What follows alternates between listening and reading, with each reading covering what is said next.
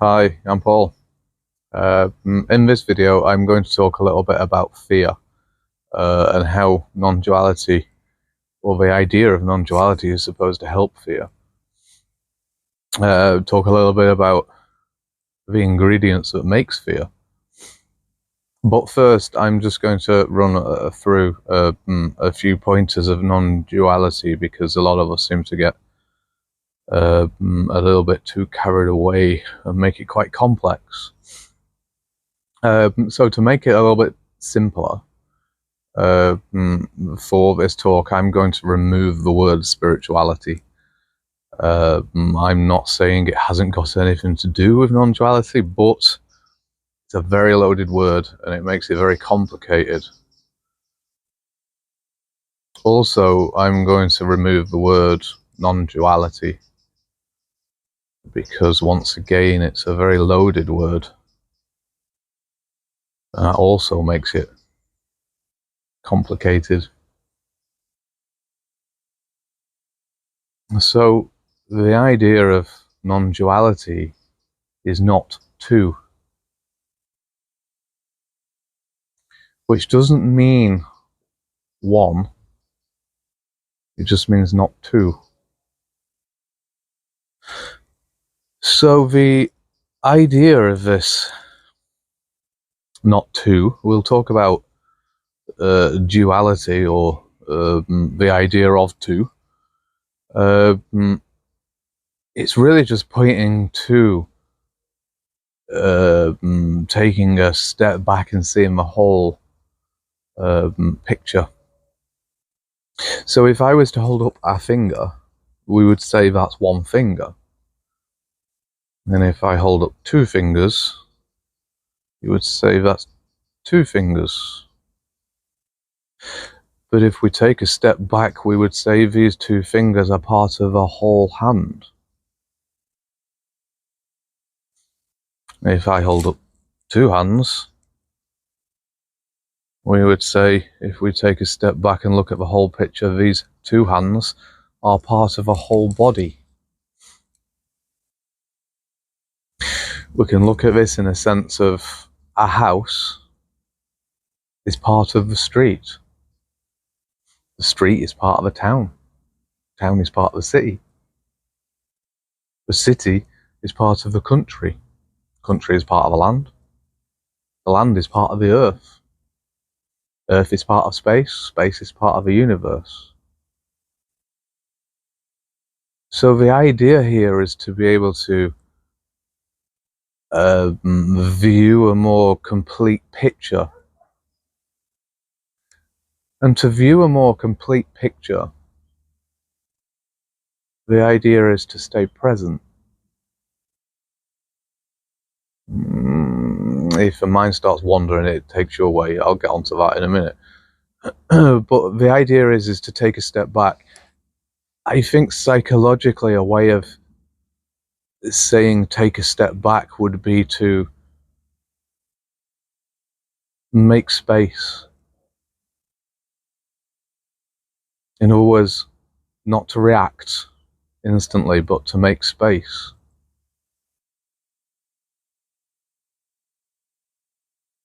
So the idea of this separating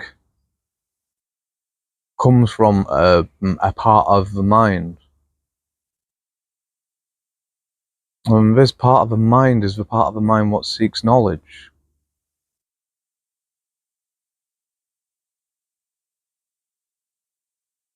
And if you think, when you seek knowledge, you stop breaking things down, picking things apart,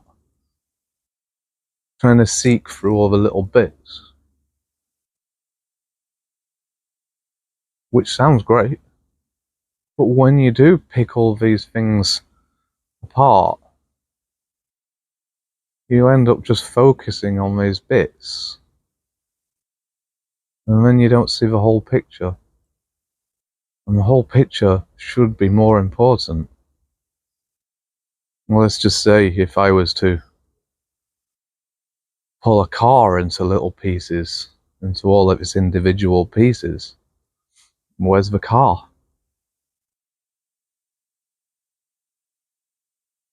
I'm not saying that it's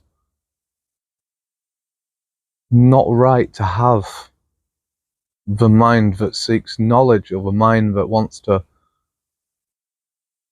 fragment or pull things apart to seek knowledge. I think having that is still part of the whole picture.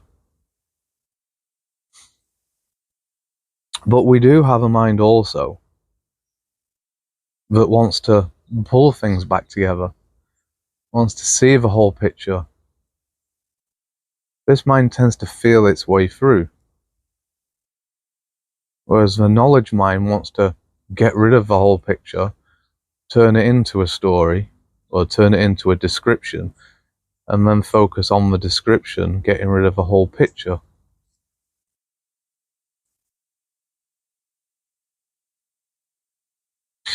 I think this mind, which wants to stay present and see the whole picture, I think we could call this subconscious mind, right brain. But I don't really think that's too relevant.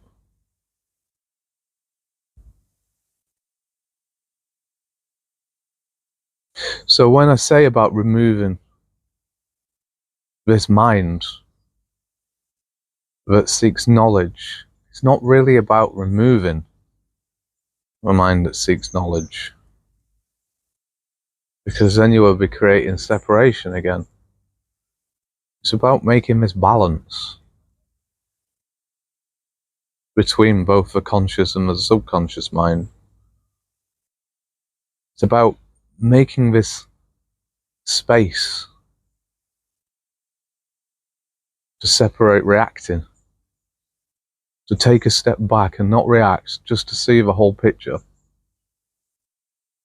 before making a decision.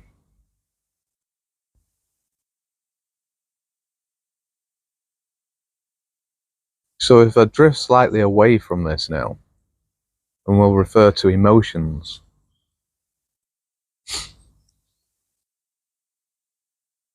Now, I'm not really too sure that emotions are something that we should focus on quite as much as we do. I think they are just ideas. I think these ideas cover up something more real, which would be feeling. I think emotions are just kind of like thoughts put into a story that then you try to identify with. So if we look at the emotion of fear, if we try to break down the emotion of fear and work out what's the ingredients, what makes fear,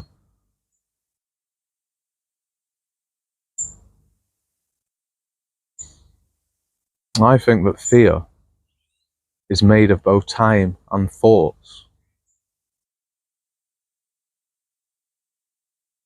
If we said that I'm going to die at some point,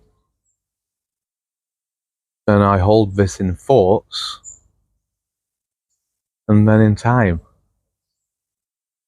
I also think that thoughts and time are both the same thing. I also think that fear, thoughts and time are the same thing. Let's just say if we look at time and we remove time, then you can't think. There's no thoughts. You're sat in the present moment, just still. No time, just in the present now, and then now, and then now. And we have no thoughts. There's a very moment when you get wrapped up in the thoughts that you start thinking of both the past or the future. And when I talk about time, I mean psychological time. If we was to remove thoughts, then we would be sat in the present now. Still. The now, and the now, and the now. Which would mean there would be no time.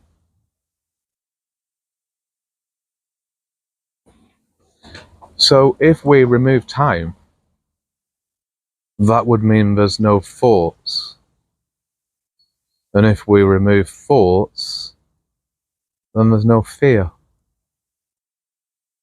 There's just an endless now.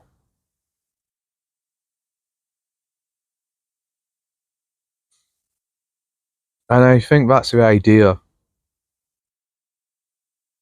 behind non-duality taking away suffering. Because there can't be any suffering when you're in the present now. Suffering seems to come from time. If I feel suffering, then I try to run away from it. How do I run away from it? I start thinking of something else. Thinking of the future, thinking of the past, bringing time into it.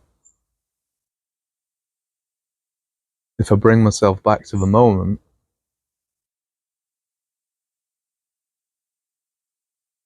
then there's just peace.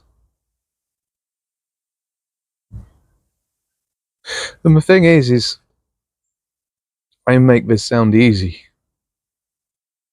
And I know it's not. But I also think a lot of you are making this more complicated. Perhaps you're so desperate to find this place of peace, so you run too far ahead, trying to find the next best teacher, and avoid doing the work.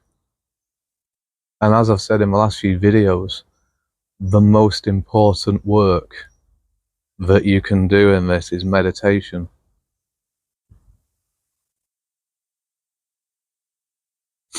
If you want to start trying to gain that space in between your thoughts and you,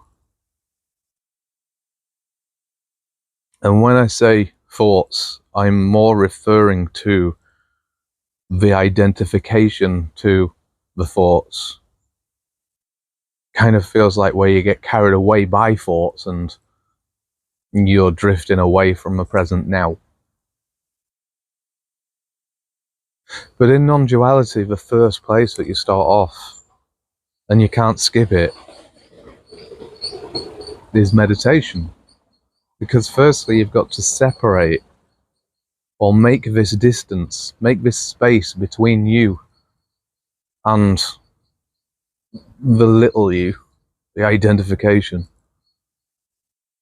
And once you're able to create a space in between,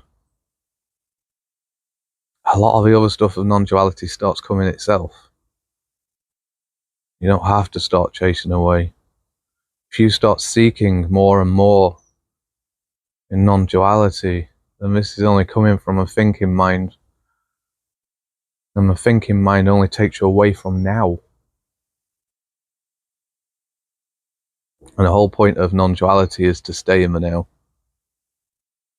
When you're in the now, you see the whole picture, the bigger picture.